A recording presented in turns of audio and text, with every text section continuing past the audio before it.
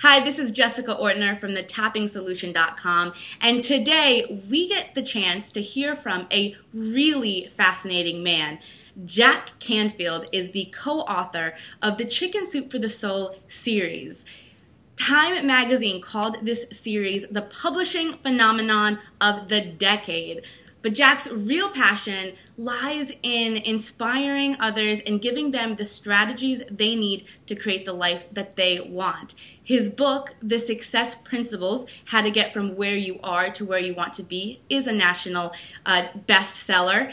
And another interesting fact that I love about Jack is, as a result of the incredible work that he does with prisoners, welfare recipients, and inner city youth, Jack was appointed by the state legislature of the California Task Force to promote self-esteem and personal and social responsibility. This is a man that has literally impacted the lives of millions, and I'm so honored to have him with us. Welcome, Jack. My pleasure. Glad to be here. Well, Jack, last time we spoke was in a little tiny hotel room. We were filming our film, The Tapping Solution, and having the chance to interview you was just one of the highlights of the experience. So I'm happy you're here, and I'm going to ask you some juicy questions. So I hope that you're ready. I want to start with the fact that you speak in front of millions of people. You're constantly traveling around in the world, and so you really have your pulse on the nation and on what's going on in people's lives. What do you feel are some of the greatest challenges that we're being faced with? Well, I think the economy is a huge challenge for people right now. I teach a formula that says E plus R equals O. They're events plus your response to them equals the outcomes you get. And the recession that many people have experienced, and perhaps losing homes and losing jobs and lowering income, perhaps having to work harder because your company's been downsized and fewer people have to get more work done. I think that's a big issue. And then I think that what comes out of that is work-life balance. A lot of people feel like they're working harder than ever.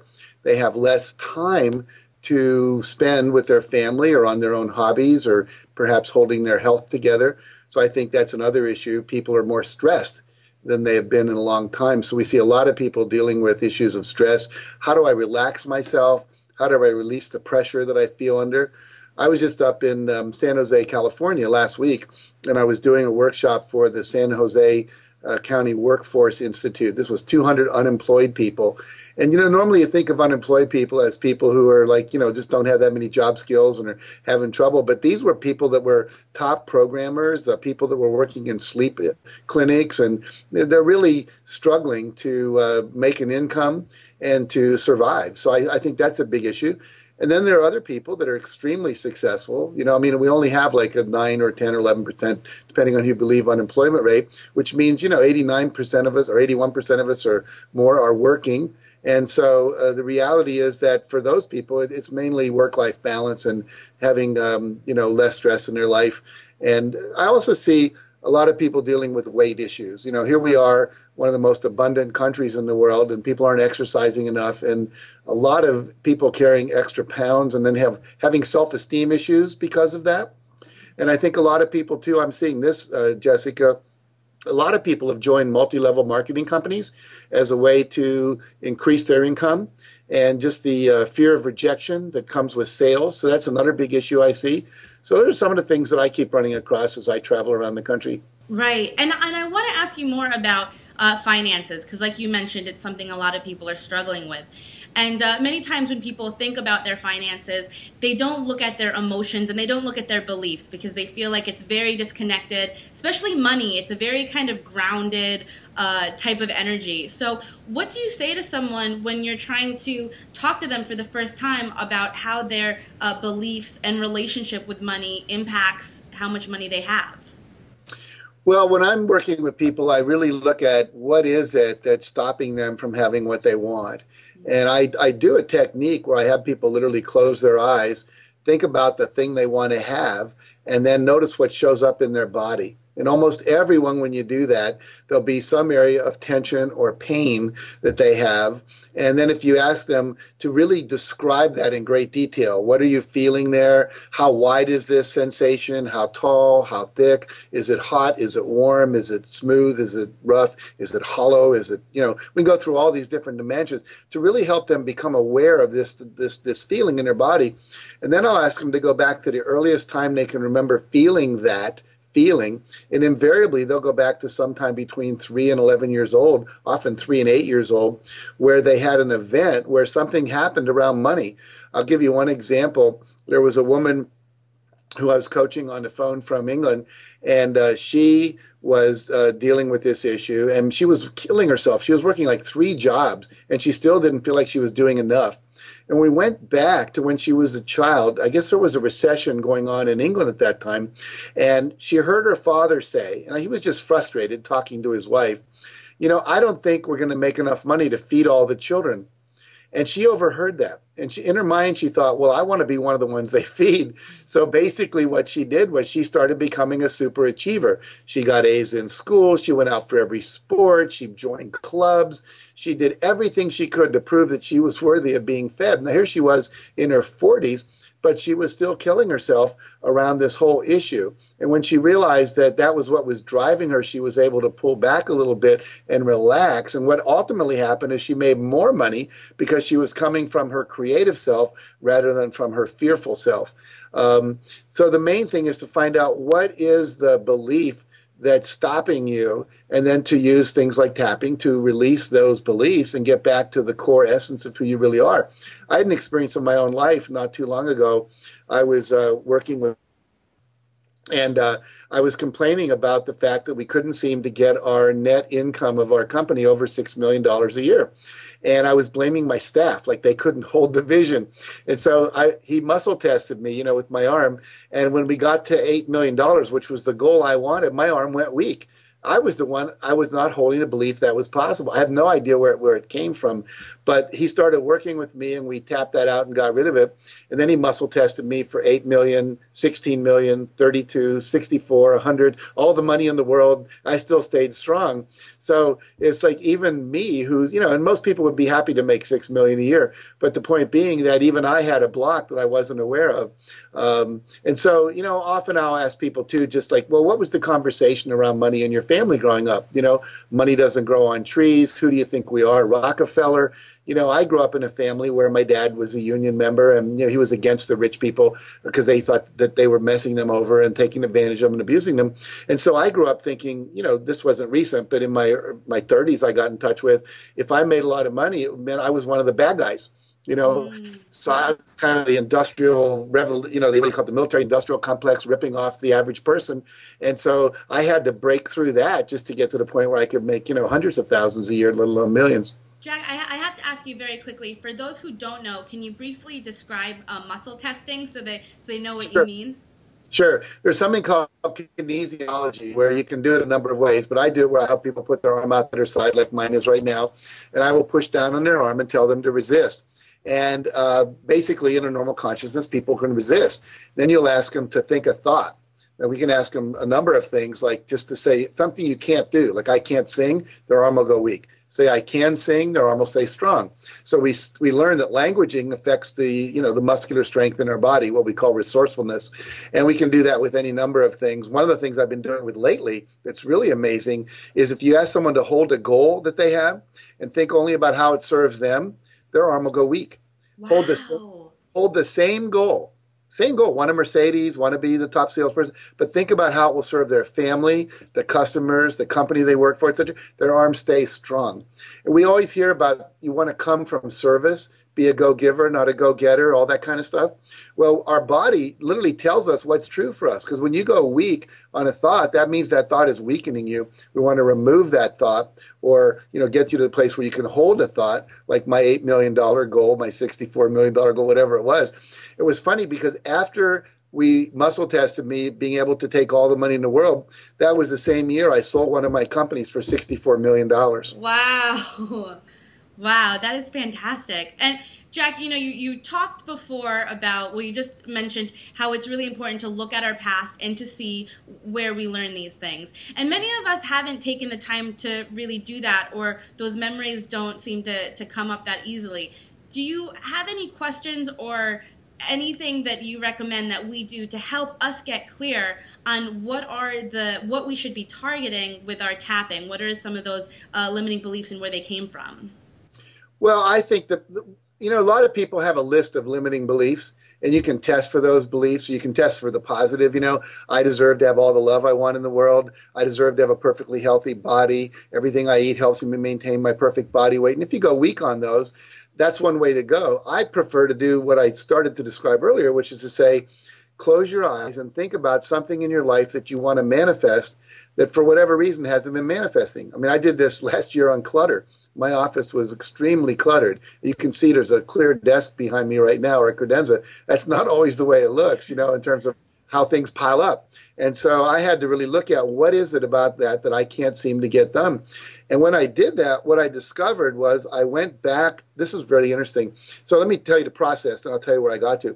So again, what you do is you ask someone to close their eyes, think of something they want to manifest that they're not manifesting, and then just scan their body from head to toe and notice, is there some place in your body where some sensation stands out more than another? It'll usually be tension or pain or a lot of energy. And then to ask people to really examine that in great depth. How wide is it? How tall is it? How thick is it? And all the dimensions of heat, smoothness, wetness, dryness, and so forth. And then to say, is there a feeling inside that sensation? And then to go back to the earliest time they can remember feeling that feeling. And it may take a minute or two, but people always go there. I've never had someone not go there. And then ask them, where are you? Who's there? What's going on? What's happening? Is there something you were wanting that you didn't get? Is there some decision you made about yourself or about life or about a specific issue in life? And almost invariably, there is. What I went back to with the clutter issue was I was under the porch of my grandmother's house with my dog, and the dog catcher was coming to take my dog and to put it to sleep, to euthanize it, because it had bit a neighbor. And what I realized was I couldn't take care of the thing I most loved. And somehow I felt like I had not protected this dog. And what that began to translate into my life was that I was responsible for taking care of helpless things. And what's a helpless person called? An underdog in the society. And there I was, and all my clutter related to people making requests of me that I had not handled. I had not answered those requests. When you write 225 books, and over 100 million people have read those books, and we now have data that says we've sold over 500 million copies of Chicken Soup for the Soul. That's 500 million copies, 350 million of those in China in the last couple of years. I get sometimes 100 emails a day, 50 letters a week, people sending me manuscripts. Would you look at my book? Would you give me a testimonial? And I sometimes think I should get to that, and they pile up. And when I realized all those things in my office were like little eyeballs looking at me saying, please, please help me, I realized I'm not responsible for that. And so I was able to begin clearing stuff out. Now, I'm not perfect yet. You can still see some things pop up back there, but much, much better than I used to be. And so I was able to redecide and tap that out. That's just one of the most powerful ways to evoke what is that limiting belief and what's the causing event and what are the emotions that go with it. Wow, what a great story. I know so many of us can relate to that. Jack, it was an honor to interview you for the film. I'm so excited to hear how much you've been using tapping. You just shared a story about it, but can you tell us a little bit more about your take on how what tapping has meant to you personally and how you use it? Well, as I said, I use it in my own life. I tap on myself. I also have a number of people that are, tappers.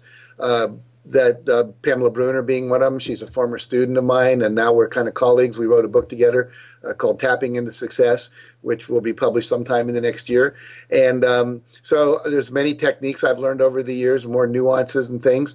And then I use it in my work. I use it in individual counseling. I was just counseling a young lady this summer. She is going to go to USC, University of Southern California, and you have to get shots to go, to prove that you don't have certain communicable diseases and make sure you don't catch them from other people.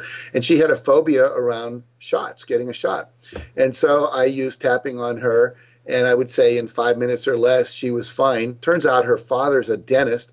She went home and he had the exact shot that she needed to get, so he gave it to her. And that was like 5 minutes. And this is someone who literally had spent a month avoiding doing this. So I know that that's very powerful. I do it in my seminars. We'll tap out phobias. I originally studied with Roger Callahan, who did the 5-minute phobia cure. And then Gary Craig kind of adapted the EFT from that. Now people have evolved it in many, many different ways as people learn more and experiment more. And so I will take people that are in my Train the Trainer program. I have a 3-week program. It's 3 weeks spread out over the course of a year, usually February and June and October. And one of the things that we're teaching people is to stand up and teach my work, to do experiential transformational training. We had 100 people last year and about 65 people this year. And what happens is that many of them are afraid to stand up on stage and speak. And obviously you have to be able to do that. So we'll go and we'll tap on their fear of speaking, and within 5-6 minutes it's gone. And I tell them if it comes back, just tap again, but normally it doesn't come back. I would say 96% of the time it's gone forever. I had one woman, she was wanted to play the guitar. She was real good at playing it alone and singing, but she got totally stage fright on stage. We had her come up and she demonstrated that. And then we tapped it out, and literally 5 minutes later, she's singing a song to the whole group, totally like, she was Beyonce or someone having a great time on stage. So I use it in that way, and anytime it shows up, we use it. Right. Oh, that's fantastic. Jack, I have a question. I'm personally really curious about this. You are incredibly successful, and you've done so much in your life already. And still, it seems like you are going for things 100%, and you keep, reaching for more and going out with more books. What is the belief or the thought that makes you wake up every day and work so hard and really continue pushing yourself? Because you've already done so much. So what keeps you going? Well, I just finished writing a book called The Golden Motorcycle Gang, and it comes out of a metaphor that came from an exercise I did in graduate school when I was studying this stuff.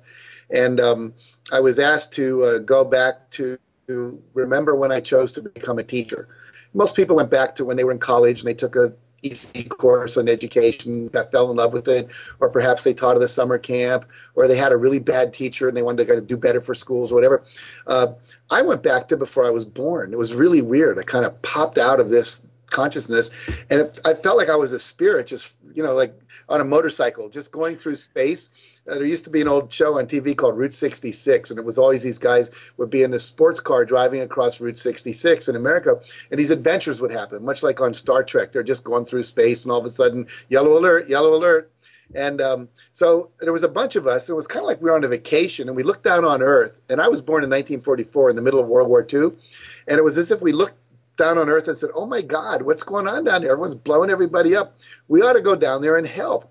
So I have this strong belief that I was born with the intention, I chose to incarnate into a body to help out on Earth.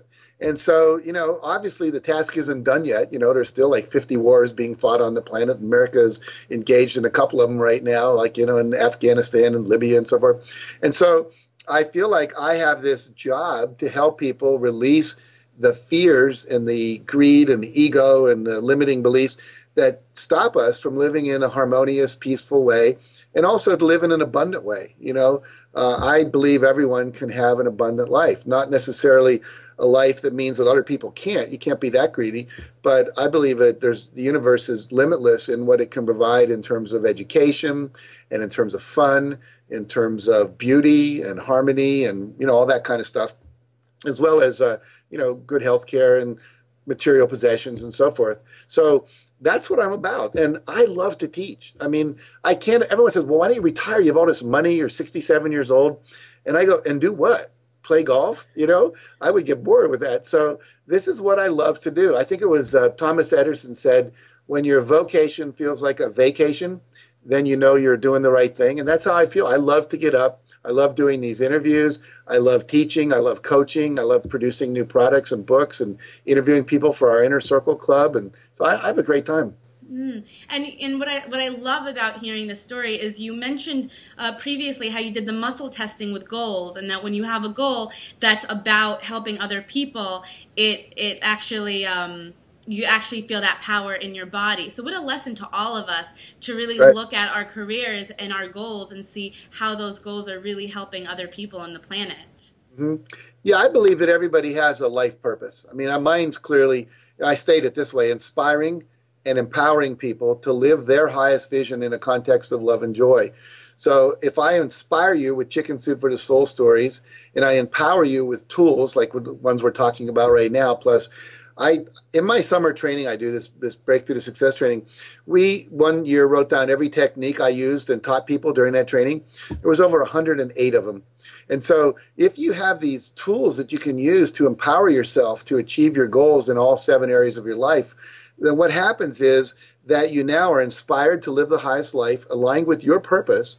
So to live your highest purpose in a context of love and joy.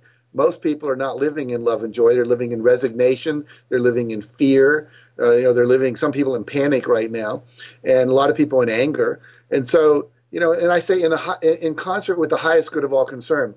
Because if the people on Wall Street who are putting together those derivatives, which basically destroyed the economy, were thinking about the highest good of all concerned and not just their company, that would have never happened.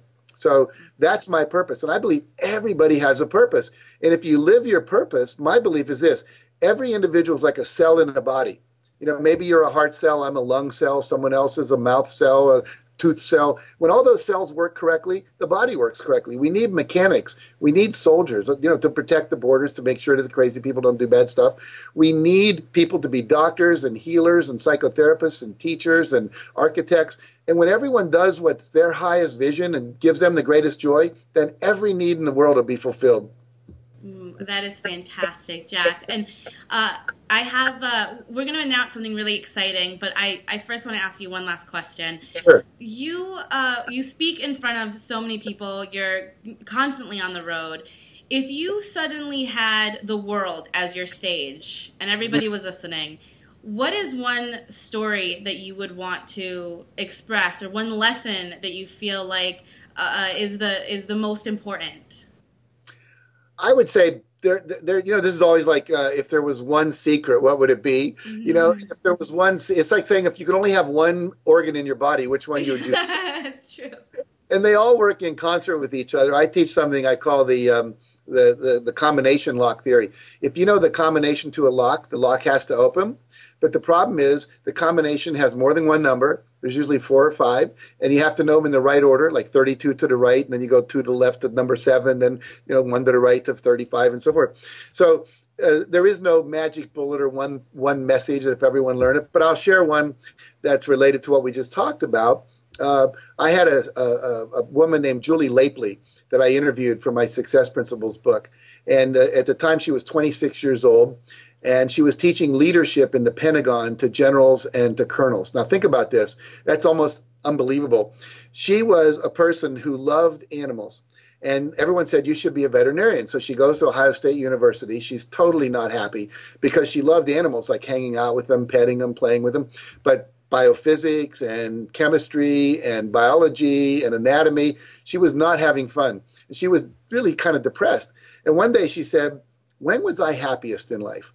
And she said, when I was leading, when I was a student leader in high school, when I was on this, like the president of the student body type thing, when I was taking kids on student leadership trips. And then when she was at Ohio State, they would bring all the student leaders from the high schools to the university for a big convention. And she would help, coach the kids there and all that. She said, that's when I was happiest. So she went to Ohio State and she said, I would like to create a program where I could graduate with a degree in leadership. They said, well, we don't have a leadership program. She said, could I create an independent study program where I take courses in journalism and speaking and psychology and so forth, and maybe study with some leaders in the community and so forth? And they said yes. So she ended up with a degree in leadership. She then worked as a leadership trainer at the Pentagon. Then she ran for Miss Virginia in Virginia, where she was living. She won. And as her service project, she went around doing leadership trainings for high school kids. And now I think she's about 30, 35, something like that. And I met her recently at a National Speakers Association convention where she was. And she's now teaching leadership all over the world to companies, to kids, to nonprofit associations and so forth. But the point is this: follow your bliss, follow your joy. Do the thing that gives you the greatest joy. This is what lights me up. I can tell you're lit up just by the smile on your face right now as you're talking. So you enjoy what you're doing. I love it. If everyone would follow that which gives them the greatest joy, the world would work. The problem is many of us are doing that which we don't love to do, and we're wondering why we have migraine headaches, why we're getting cancer, why we don't sleep well at night. All of that's related. So we have to give ourselves freedom to follow our bliss. I just saw a new Woody Allen movie last night. It's called Paris at Midnight with Owen Wilson. And it's a really good movie that has that message in it. So I would encourage everyone to watch it. Okay, fantastic. Well, Jack, for many of us, following our bliss in the beginning seems to be really tough. And so what we love to share is tapping and also other resources for people that will benefit them to begin to follow their bliss and create the life that they want. And I know that you have an incredible 7-day retreat. I'm so excited. Can you share with us, tell us more about this, because it really is fascinating. Yeah. Well, about 20 years ago, I started doing a 12-day training because I didn't know things about like tapping and how you could get rid of some of these things faster. But it's now down to 7 days. And what it is, it's a 7-day experience. It's limited to about 400 people. And usually we get people from all over the world. Last year we had 20 countries there represented. And we literally teach you not just by talking at you, because you can listen to my audio tapes and get that, but we take you through a series of processes. It's like going through a car wash. When you come out of a car wash, if they detail your car, everything's cleaner and shinier and works better. And so literally, as I said, we do about 100 different activities over the course of 7 days that help you identify why you're not taking 100% responsibility for your life, how to give up blaming and complaining and defensiveness and excuse making and all of that, how to identify your life purpose. We do 3 really powerful tools to help people discover what are your passions, what is your purpose. Most people don't know. And as I think Stephen Covey said, if you get to the top of the ladder and you find out the ladder's leaning against the wrong wall, you've wasted your life. So we want to make sure your ladder's leaning against the right wall and you're doing what's going to fulfill you. My new definition of success, Jessica, is fulfilling your soul's purpose. It used to be being able to do whatever you want, whenever you want, as much as you want, and you can produce any result that you want. But what I'm finding now is if those results are not aligning with what your soul is here to do, you're not going to feel fulfilled. You may have a lot of money, you may have a lot of respect, probably be burned out, not happy. So we get in touch with that. And then we really clarify what are people's visions. So people can leave there with a clear vision, a set of goals and objectives, a plan for how to manifest that. And then we look at all the reasons people's visions don't become manifest.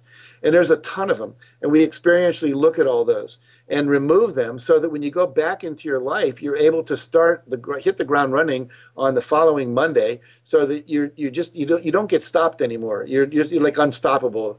And so if people want to, these are some of the results we get. People double their income in 1 year. We had one woman who was a very successful yoga teacher, and she had a show on PBS. And the next year, her income in January was equal to her previous whole year's income based on the principles she learned and applied in this training. We've had people, one guy went back to England rather, the UK, and he became the speaker of the year in terms of professional speakers. And his sons say now they talk about their father before Canfield and after Canfield. He said he became more loving, more present. He listened better. He was more supportive of their dreams instead of trying to make them who he thought they should be. We had a construction worker 1 year later have his own construction company and got a $5 million contract with a Ralph Lauren store in Las Vegas to build it. So, I mean, these are the kind of things that happen over and over. People get healthier. We had one guy, he lost 6 pounds during that week. And we have people with spastic colons that just stop being spastic. And we've had people with migraine headaches they've had for 30 years disappear on day 2.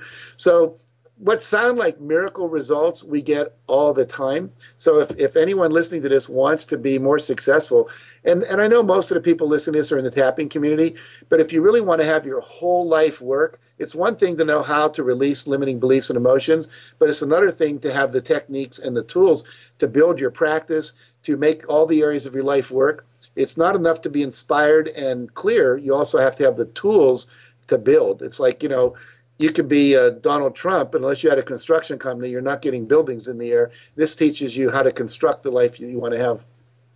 Oh, that is fantastic. And Jack, a lot of times people ask my brothers and I how we created this success at such a young age. And I was brought to my first seminar when I was 17, and there's nothing like full immersion. There's nothing like being taken out of your environment and being with people that their intention is to support you, and magic happens. So if anyone out there that's listening to this, if you haven't done an event before, or you feel like you really need to make a major shift, the best way to do it is to do full immersion and get out of your environment and really take that time for yourself, because we get caught up in life, and we don't tend to give ourselves 7 days to really evaluate what we want to create. So it's very powerful. It really is, and you make a really good point about environments. One of the things that most people do, someone asked me recently, what stops people from changing? Number one is the environment they live in. It has a set of pressures that help keep you the way you are. I mean, one of my students recently decided to stop drinking, and all of his buddies were going, oh, come on, let's go have a drink. So if he hangs out with those people in his environment, it's very difficult for him to stick with his commitment. And so we teach people in this, like you said, it's a very protected environment and allows people to really go deep and not have the pressures of day-to-day life.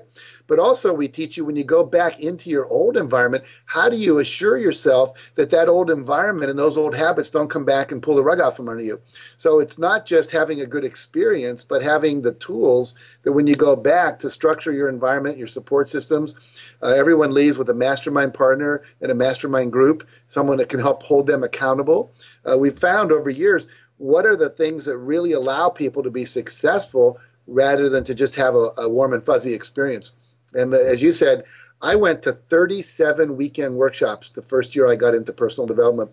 The only reason I didn't go to 52 is they didn't have them on Christmas, Easter, Mother's Day, Thanksgiving, whatever it was. And it was because of that immersion that I literally transformed my life. And that's what we want to help people do. Absolutely. Well, Jack, it was an honor to speak to you, and I'm very happy that you're sharing this with people, because it's changing lives. So once again, thank you so much, and I hope we can do this again soon. Well, we will, and if people want to get involved in this training, there's a link below. They can click on that. They can call our 800 number, which I'm going to read to you, which is 888-812-9995. Just hit option 1. Or if they want to talk to one of our staff, you call that number, and they'll be glad to answer any questions you have. Or if you just want to go read more or send an email to us, you can go to bts@jackcanfield.com. Send us an email at bts@jackcanfield.com. We'd be glad to respond. We stand ready to serve people to create the life they want. Jack, once again, thank you. You're so welcome, Jessica. Thanks for the opportunity to share.